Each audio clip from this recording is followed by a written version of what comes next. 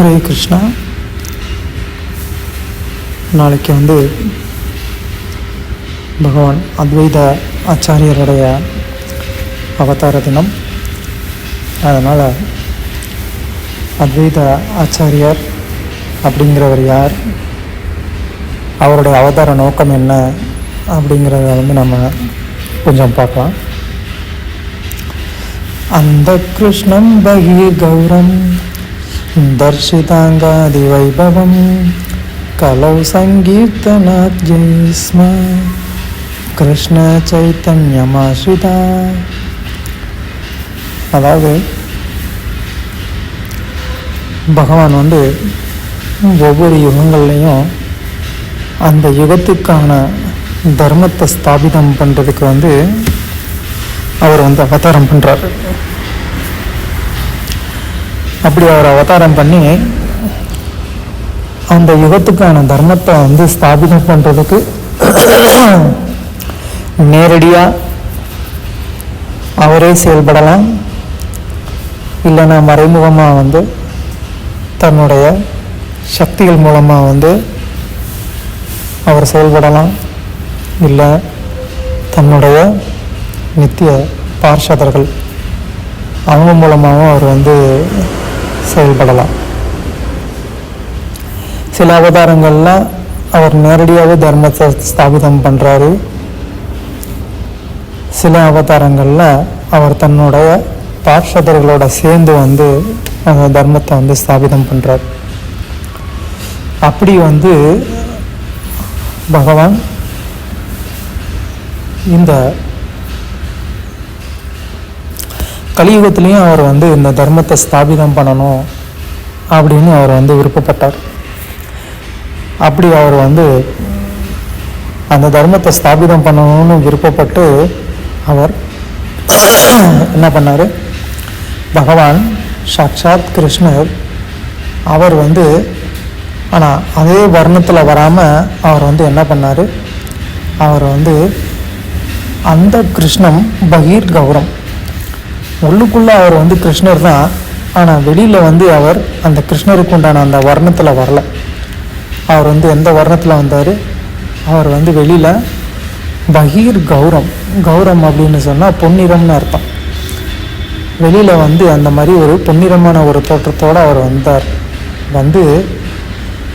தர்ஷிதாங்காதி வைபவம், அவர் எல்லாருக்கும் அந்த அழகான பொன்னிற திருமேனியை காமிச்சு அவருடைய அந்த அவதாரத்துடைய வைபவத்தை எல்லாம் வெளிப்படுத்தி என்ன பண்ணார், கலௌ சங்கீர்த்தனா ஜெய்ஸ்ம, அதாவது இந்த கலியுகத்தில் அவர் இந்த நாம சங்கீர்த்தனங்கிற அந்த தர்மத்தை பிரச்சாரம் பண்ணுறதுக்காக அவர் வந்தார். ஸோ அப்படி வந்தவர் என்ன பண்ணார், அவர் தான் தனிப்பட்ட முறையில் வராமல் அவர் தன்னுடைய பார்ஷதர்களோடையும் சேர்ந்து வந்தார். ஸோ அப்படி அவர் தன்னுடைய பார்ஷதர்களோடையும் சேர்ந்து வரும்போது அவங்க பஞ்சதத்துவா அப்படின்னு சொல்லி அழைக்கப்படுறாங்க. அதில் சைத்தன்ய மகாபிரபு, சாக்ஷாத் கிருஷ்ணர், அப்புறமா நித்யானந்தர், அத்வைதர், கதாதரர், ஸ்ரீவாஸ் பண்டிட், இந்த 5 பேரோடையும் சேர்ந்து அவர் என்ன பண்ணுறாரு, அவர் இந்த நாம சங்கீர்த்தனம்ங்கிற அந்த தர்மத்தை பிரச்சாரம் பண்ணுறார்.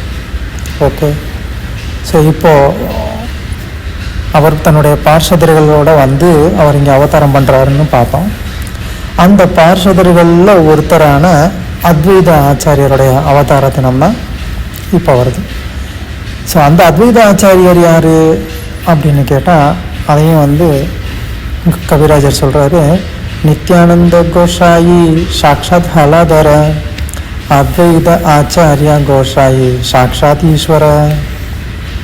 அதாவது நித்யானந்தர் அவர் யார், அவர் சாக்ஷாத் பலராமருடைய ஒரு அவதாரம் அப்படின்னு சொல்கிறாரு.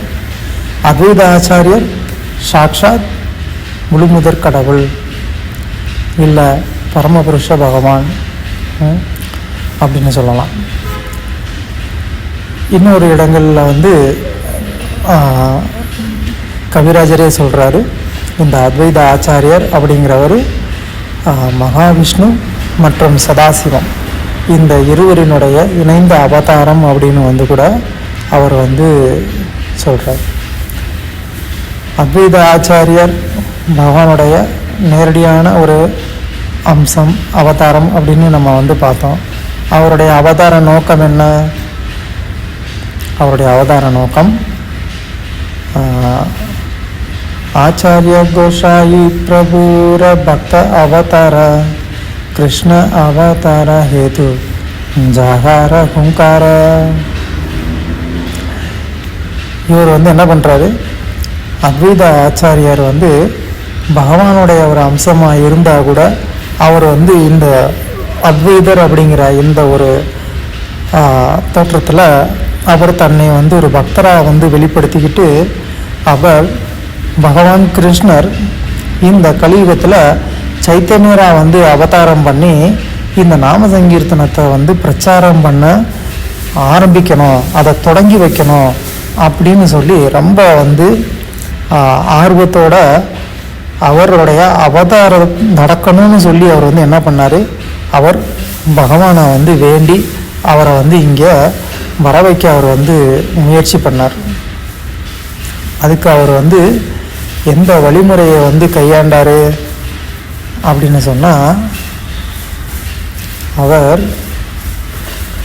கங்காஜல துளசி மஞ்சரி அனுக்ஷண கிருஷ்ண பாத பத்ம பாவி காரே சமர்ப்பண. அவர் வந்து தினமும் வந்து தன்னுடைய இல்லத்தில் இருக்கக்கூடிய சால கிராமத்தை வந்து வழிபாடு பண்ணுறது உண்டு. அப்படி அவர் தன்னுடைய இல்லத்தில் இருக்கக்கூடிய அந்த சால கிராமத்தை வழிபாடு செய்யும்போது அவர் வந்து கங்கை நீரும் துளசி தலம், துளசி இலையோ இல்லையோ மஞ்சரியையோ அவர் வந்து என்ன பண்ணுறாரு? அதை வந்து அந்த சால கிராமத்துக்கு வந்து சமர்ப்பணம் செஞ்சு அவர் பகவான் கிருஷ்ணர் வந்து இந்த கலியுகத்தில் சீக்கிரமாக வந்து அவதாரம் பண்ணுங்க, இந்த கலியுகத்து மக்கள் எல்லாம் வந்து ரொம்பவும் வந்து ஒரு கீழ்நிலைக்கு போய்கிட்டு இருக்கிறாங்க, அவங்களெல்லாம் காப்பாற்றணும், தயவுசெய்து என்ன பண்ணுங்கள், காலம் கடத்தாமல் வந்து சீக்கிரமாக அவதாரம் பண்ணுங்கள், சீக்கிரமாக அவதாரம் பண்ணுங்கன்னு சொல்லி பகவானை வந்து என்ன பண்ணுறாரு? அவர் வந்து புஷ் பண்ணுறார், அவரை வந்து கட்டாயப்படுத்துகிறார். ஸோ அந்தளவுக்கு அத்வைத ஆச்சாரியர் வந்து இந்த கட்டுண்ட ஜீவன்களுக்கு மேலே வந்து மிக மிக ஒரு கருணை உள்ளவர். நம்மளுடைய கஷ்டங்களை எல்லாம் வந்து பொறுத்துக்க முடியாமல் பகவானையே இங்கே வந்து அவதாரம் பண்ண வைக்கணும், நேரடியாக அவர்கிட்ட இருந்தே நம்ம வந்து கருணையை வாங்கிக்கணும் அப்படிங்கிறது அத்வைத ஆச்சாரியருடைய ஒரு அவதார நோக்கம். அந்த மாதிரி ஒரு நல்ல குணம் பக்தர்களும் வந்து வளர்த்துக்கணும். மற்றவர்களுடைய அந்த ஒரு துயரத்தை பார்த்து அவங்களுக்கு பகவானுடைய கருணை வந்து கிடைக்கணும், அவங்க பகவானுடைய கருணைக்கு பாத்திரதாரர்களாக ஆகணும் அப்படின்னு சொல்லி ஒரு பக்தர் வந்து என்ன பண்ணணும்? மற்றவர்களுக்காக வந்து பகவான்கிட்ட வந்து சிறப்பான ஒரு பிரார்த்தனை பண்ணணும். இங்கே வந்து அத்வைதாச்சாரியர் அதுதான் பண்ணுறாரு. சரி, எப்பயோ ஒருத்தரை வந்து பார்த்தோம், அவர் வந்து கொஞ்சம் கஷ்டப்படுறாரு, அதனால் வந்து அந்த கஷ்டத்தை பார்த்துட்டு நம்ம வந்து சரி அவருக்கு ஏதோ வந்து பகவான் நல்லது பண்ணட்டும் அப்படின்னு வந்து மனசில் அப்போ ஒரு வாட்டி நினச்சிட்டு போகிறதுக்கு பேர் வந்து நல்ல குணசம் கிடையாது. அத்வைதாச்சாரியர் இங்கே என்ன பண்ணுறாரு? சிறப்பான ஒரு விசேஷமான ஒரு வழிபாடு வந்து பண்ணுறாரு பகவானுக்கு. அந்த ஒரு விசேஷமான வழிபாட்டில் உண்மையிலேயே ஹிருதயபூர்வமாக மனமுருகி வந்து பிரார்த்தனை பண்ணுறார். இந்த கட்டுண்ட ஜீவன்களை காப்பாற்றுறதுக்காக தயவு செய்து பகவானே வாங்க அப்படின்னு சொல்லி அவங்களுக்கெல்லாம் உங்களுடைய கருணையை நீங்கள் நேரடியாகவே கொடுங்க அப்படின்னு சொல்லி. அப்போ அவரை போன்ற அந்த ஒரு தூய பக்தருடைய ஒரு பிரார்த்தனையினால் வந்து என்னாச்சு? மொத்த நவதீப வாசிகளுக்குமே வந்து பகவான் சைத்தன்யருடைய சங்கம் கிடைச்சது. அவருக்கு மட்டும் இல்லை, அவங்களுக்கு மட்டும் இல்லை, மொத்த இந்தியாவில் இருக்கக்கூடிய அனைத்து கட்டுண்ட ஜீவன்களுக்குமே வந்து மகாபிரபு வந்து என்ன பண்ணார்? அவர் வந்து தன்னுடைய கருணையை அத்வைத ஆச்சாரியருடைய இந்த பிரார்த்தனைக்கு இணங்க அவர் வந்து என்ன பண்ணார்? போய் வீதி வீதியாக வந்து நகர சங்கீர்த்தனம் பண்ணி எல்லாருக்குமே வந்து அந்த கருணையை வந்து விநியோகம் பண்ணார். அத்வைத ஆச்சாரியருடைய அந்த ஒரு பிரார்த்தனைக்காக சைத்தன்ய மகாபிரபு வந்து தீர்த்த யாத்திரை போனதோடைய ஒரு நோக்கம் இதுன்னு கூட சொல்லலாம். ஏன்னா அத்வைத ஆச்சாரியர் எல்லாருக்குமே சைத்தன்யருடைய கருணை கிடைக்கணும் அப்படின்னு வேண்டி இருக்கிறார். அப்போ அவருடைய அந்த வேண்டுதலை நிறைவேற்றணும், அவருடைய பிரார்த்தனையை நிறைவேற்றணும் அப்படின்னு சொன்னால், அப்போ அதை சைத்தன்ய மகாபிரபு ஒரே இடத்துல உட்காந்துருந்தா பண்ண முடியுமா? பண்ண முடியாது. ஸோ அதனால் அவருடைய அந்த ஆசையை நிறைவேற்றுறதுக்காகவும் சைத்தன்ய மகாபிரபு என்ன பண்ணார், இந்தியா முழுவதும் தான் அந்த கட்டுண்ட ஜீவன்களை தானே தேடி போய் அவங்களுக்கெல்லாம் அவருடைய கருணையை கொடுத்தாரு. அப்படி சைத்தன்ய மகாபிரபுடைய கருணை எல்லாருக்குமே கிடைப்பதற்கு மூல காரணமாக இருந்த அத்வைத ஆச்சாரியர், அவருடைய கருணை நமக்கும் கிடைக்கணும் அப்படின்னு சொல்லி அவருடைய அந்த தாமரை திருவடிகளில் நம்ம பிரார்த்தனை செய்து நம்ம சைத்தன்யருடைய கருணைக்கும் பாத்திரதாரராகலாம். ஹரே கிருஷ்ணா.